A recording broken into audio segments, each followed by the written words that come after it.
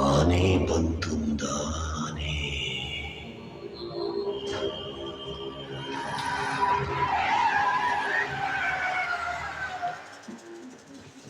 ಯಾ ಊರಾನೆ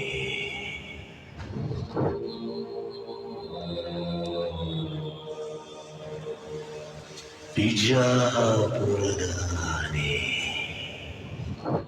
ಇಲ್ಲಿ ಯಾಕೆ ಬಂತು?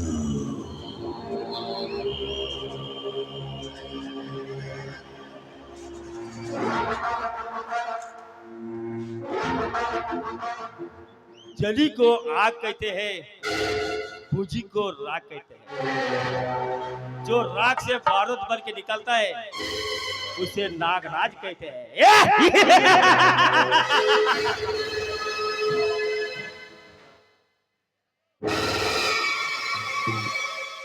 ದಯಾನಂದ ಅಗರ್ಭ ಶ್ರೀಮಂತ ಸಾಕಿನ ಮಗನೇ,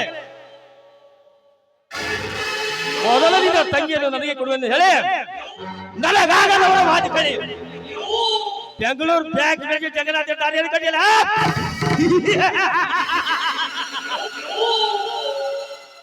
ಹೇಗಾಯಿತು ನಿನ್ನ ತಂಗಿಯ ಸಂಸಾರ?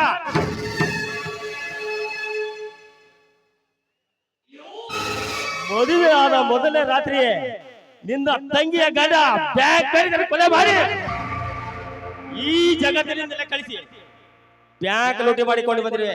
ಹೇಗಿದೆ ನಾಗರಾಜನ ಕೈ ಚಳಕ?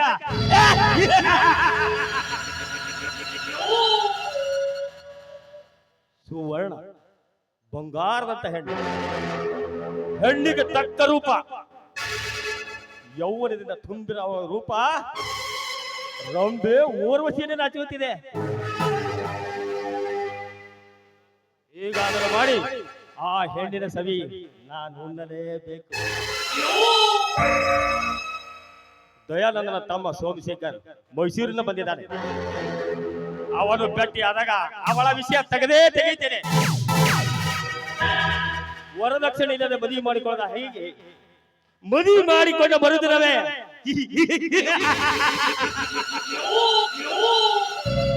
ನನ್ನ ಕಾರಾಸ್ತನೇ ಅವರ ಸರ್ವ ಆಸ್ತಿ ಎತ್ತಿ ಹಾಕಿ ಅಣ್ಣ ತಮ್ಮಂದಿರನ್ನು ಭಿಕಾರಿ ಮಾಡಿ ಬೀದಿ ಬೀದಿ ಭಿಕ್ಷೆ ಬೆಳ್ಳ ಹಚ್ಚಿದಾಗಲೇ ನನ್ನ ಮನೆ ಶಾಂತಿ. ನಾನು ನಂಬಿದರೆ ನಾಗರಾಜ, ಕಣ್ಣಿಟ್ಟರೆ ಕಾಬುಕ, ಕೆರಳಿದರೆ ಕಟ ಸರ್ಪ.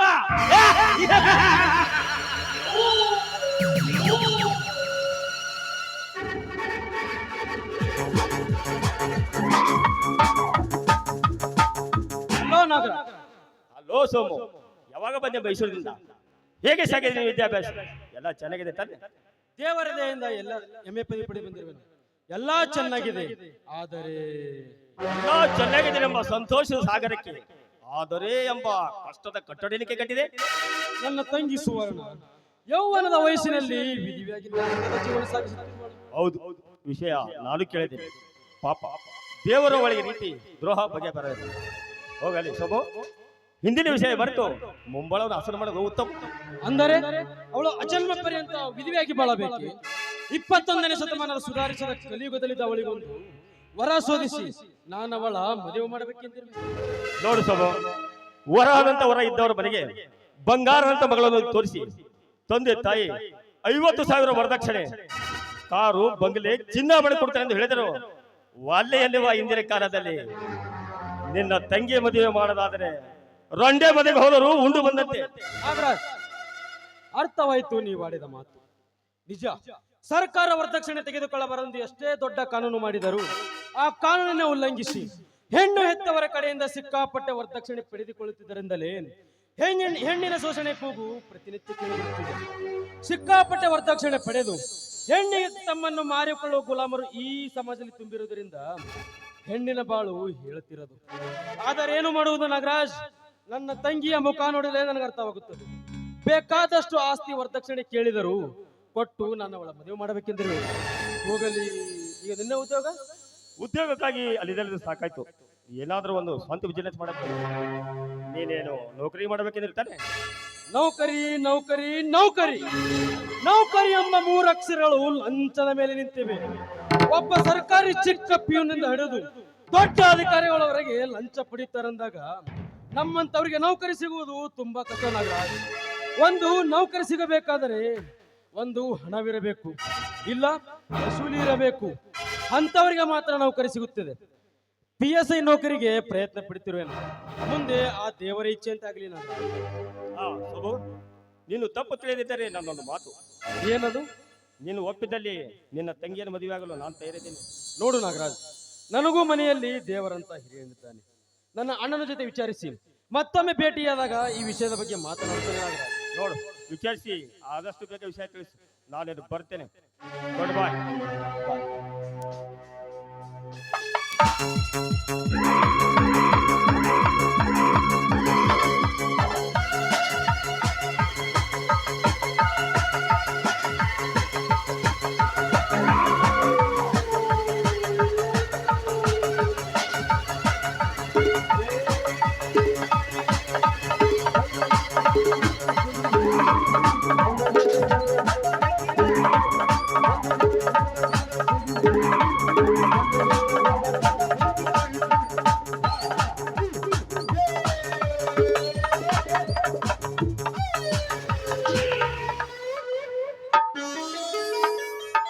ದೇವ, ದಾವನ ಮಲ್ಲಿಕ, ನನ್ನ ತಂಗಿ ಆದಷ್ಟು ಬೇಗ ಮದುವೆ ಆಗುವಂತೆ ಮಾಡುತ್ತಂದೆ.